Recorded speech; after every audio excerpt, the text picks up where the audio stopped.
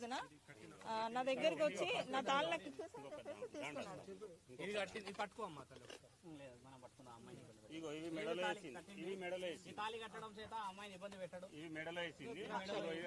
చూడండి, అది కూడా కాదు, తన మెడలో ఉన్న వెండి తాళి కూడా నా మెడలో ఉన్నది. నన్ను ఏంటి వచ్చి నా తాళి నాకు ఇచ్చేసాను చేసి తీసుకెళ్లిపోయాడు. అప్పటికి ఆ అమ్మాయికి ఈ అగోరికి పెళ్ళైందనే విషయం నాకు అప్పుడే తర్వాత తెలిసింది. నాకు ఆ తర్వాత నేను గట్టిగానే అడిగితే ఇప్పుడు నా నంబర్ బ్లాక్ లో పెట్టిన రెస్పాండ్ అవ్వట్లేదు. సరే, మీరు భక్తి పార్వసంలో ఉన్నారు, మీరిద్దరు కలిసి సమాజానికి. నేను ఎప్పుడు మీడియా ముందుకు నేను రావాలి అని అనుకోలేదు. ఎందుకు ఒప్పుకున్నారు అసలు పెళ్లి చేసుకోవాల్సిన? పెళ్లి అంటే నా దృష్టిలో ఏంటంటే ఇప్పుడు ఆ అమ్మాయి మేమేదో లవర్స్ అని చెప్పేసి మేము సహజీవనం చేస్తామని అలాంటి ఉద్దేశము నాకు లేదు. నాకేంటంటే నాకు ఇప్పుడు కాదు, తన కలవక ముందే నాకు ఒక ఆశయం ఉండే, ఒక ఆశ్రమం పెట్టాలి, గోమాతలని గాని ఏదన్నా వృద్ధులని గాని ఇలా చూసుకోవాలని నేను, మా మామయ్య, మా అన్నయ్య మేము ఒక కమిటీగా అనుకున్నాము.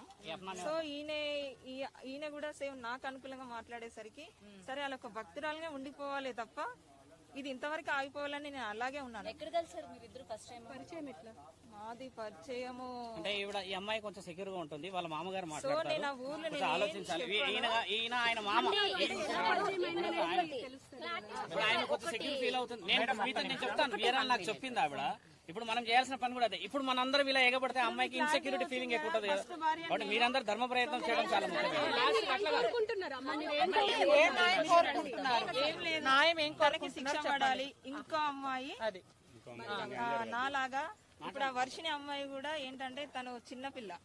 సో తను ఏంటంటే తను లవ్ చూపిస్తాడు. ఎలా అంటే ఇక అది ఒక మీ నిజమైన ఆయన అంటాడు కదా అంగం అని, అంగం ఉన్నోళ్ళు కూడా చూపెట్టలేనంత ప్రేమ చూపిస్తాడు. కూడా 3 నెలలు అవుతుంది. 3 నెలల్లో మీరెందుకు ముందుకు రాలేకపోయారు? ఇప్పుడు వాళ్ళు పెళ్లి చేసుకుంటున్నాము, మేము నిజంగానే మాకు పెళ్లి మీరు ముందుకు వచ్చారు కదా. అమ్మాయి కూడా అదే చెప్తున్నది. ఇప్పుడు ఆయన ఆపాలి కదా, మన ఉద్దేశం ఏంటంటే ఆయన ఇలాంటి పనులు ముందు చేయకూడదు. దానికి అమ్మాయి ఆగిపోవాలి. ఆ అమ్మాయి కూడా వచ్చి వాళ్ళ పేరెంట్స్ దగ్గర ఉంటే హ్యాపీ, అంతే. అదొకటి. అది ఆవిడ అడుగుతుందంటే ఎవరికి వాళ్ళు సనాతన ధర్మం పేరు పెట్టుకుని ఇలా తిరిగి అఘోరా అని అదని ఇదని చెప్పేసి అందరిని మోసం చేయకూడదు, నాగా వేరే వాళ్ళు బాధపడకూడదు అని ఆవిడ. కాబట్టి ఆ అమ్మాయి కూడా ధైర్యం చేసి నేను ఒక మంచి పెళ్లిలో ఉండి వచ్చిన అంటే అది కూడా 2 days బ్యాక్ ఆమె రివీల్ చేసింది కాబట్టి నేను వచ్చాను, అంతే.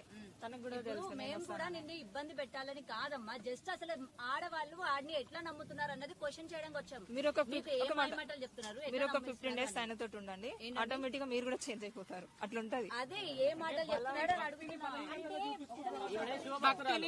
అలా చేస్తున్నాను.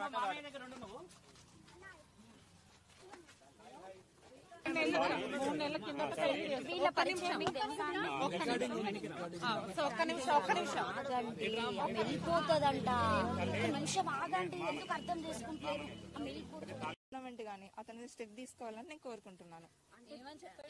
ఏమని ఫస్ట్ మీతో ఏం మాట్లాడారంటే మీరు తనకి ఎలా కాంటాక్ట్ అయ్యారు ఫస్ట్? అసలు అంటే నేను ఒక భక్తి పరంగా ఉన్నా కాబట్టి తనని కాంటాక్ట్ నేను అయ్యాను. అయిన తర్వాత మా మధ్యన మంచి క్లోజ్నెస్ పెరిగింది ఫస్ట్.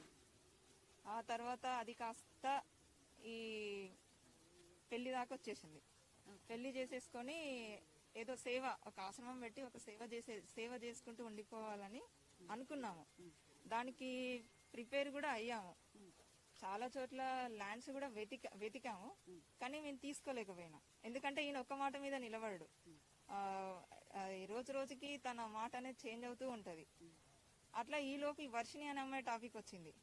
నేను అడిగాను, అడిగితే ఏమన్నాడు, తను నాకు కూతురు అవుతుంది, నేను తనకి గురువుని అవుతాను, ఏదేదో చెప్పుకుంటూ వచ్చిండు.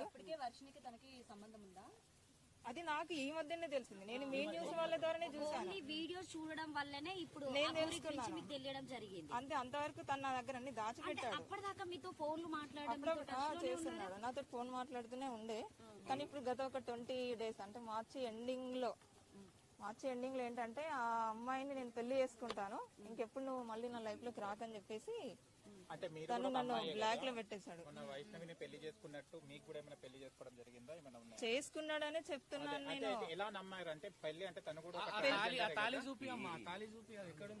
లేదు, తాళి ఉన్నాయన దగ్గర, కానీ నేను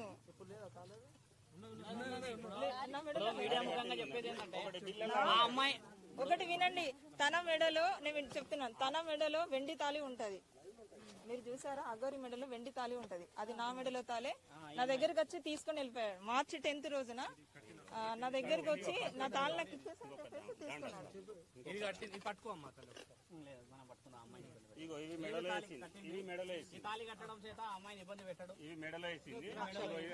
చూడండి, అది కూడా కాదు, తన మెడలో ఉన్న వెండి తాళి కూడా నా మెడలో ఉన్నది.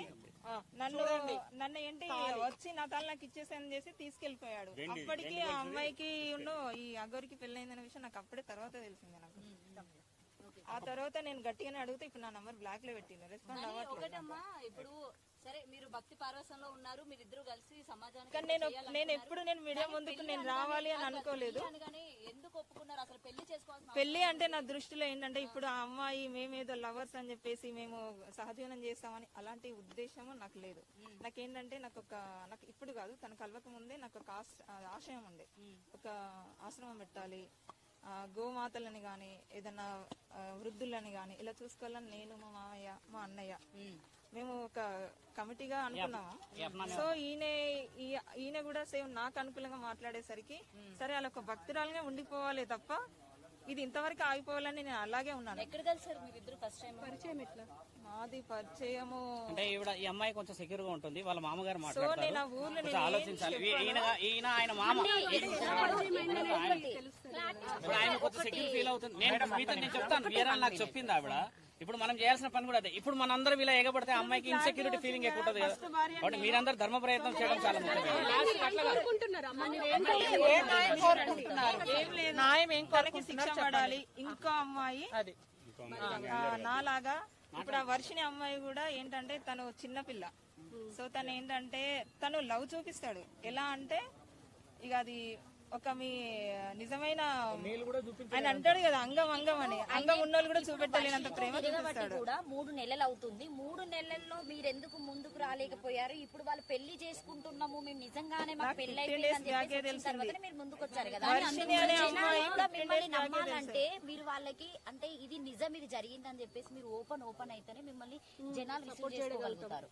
నాకు వర్షిని అమ్మాయితో తిరుగుతున్నాడన్న సంగతి జస్ట్ నాకు 15-20 days బ్యాకే తెలుసు. అంటే అంతకు ముందు నుంచి కూడా మీడియాలో వస్తుంది కదా, మీరు చూడలేదా? నాకు ఆ అమ్మాయితోటి నేను అంతకుముందు నేను ఇది పట్టించుకోలేదు. జస్ట్ 20 days బ్యాక్ ఈ వర్షిని అమ్మాయి బయటకు రావడము, తర్వాత ఆమెను పట్టుకొని తిరగడము అదంతా నేను అడిగాను. కానీ పెళ్లి అనేది ఈ మధ్యన రిలీజ్ చేసిండ్రు కదా, అందుకే నేను ముందుకు వచ్చాను.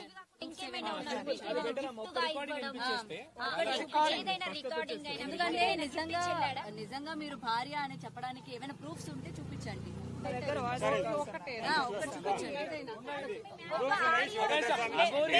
నేను పంపిస్తాను. ఇలా అగోరి డైరెక్ట్ గా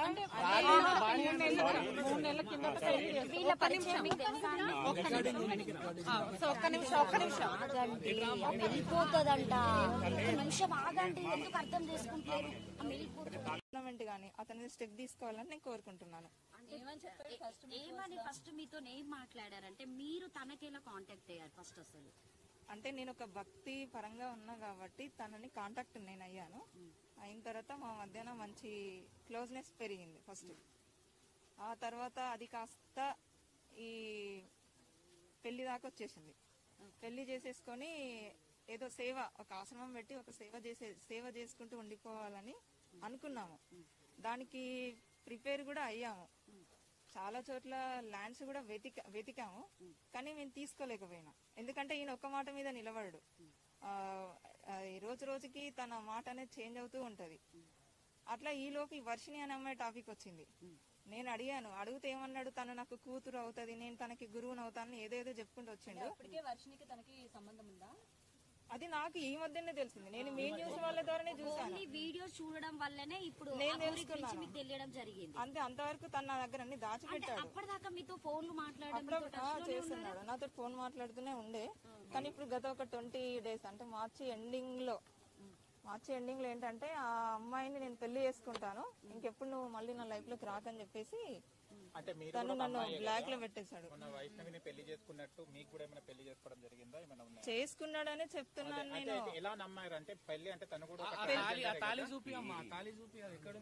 లేదు, తాళి ఉన్నాయి నా దగ్గర, కానీ నేను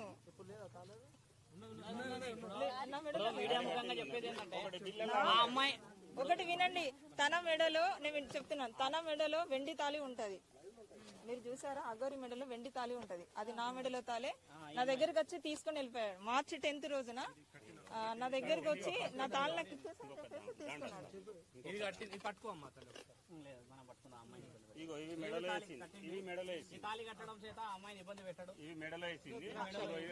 చూడండి, అది కూడా కాదు, తన మెడలో ఉన్న వెండి తాళి కూడా నా మెడలో ఉన్నది.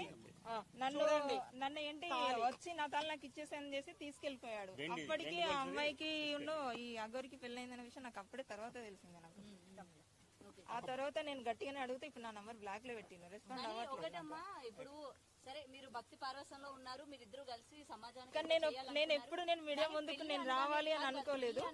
ఎందుకు ఒప్పుకున్నారు అసలు పెళ్లి చేసుకోవాల్సిన? పెళ్లి అంటే నా దృష్టిలో ఏంటంటే ఇప్పుడు ఆ అమ్మాయి మేమేదో లవర్స్ అని చెప్పేసి మేము సహజీవనం చేస్తామని అలాంటి ఉద్దేశము నాకు లేదు.